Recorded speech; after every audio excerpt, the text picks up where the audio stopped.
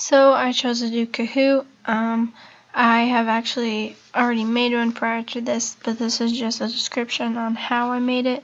So you go over here to ask question, and you just ask a simple question, and then you have your 4 answers, and then whatever one is right, you would just click that one.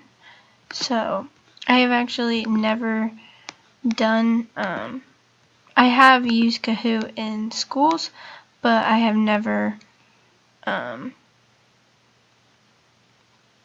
made one myself, so I thought that was pretty cool, and like it's pretty simple. So the one that I made was here, and I have 5 questions. I have all multiple choice, which that's usually how it is, but I did make some all of these, or like all these above, or none of these, or A and B, and I thought that was really cool.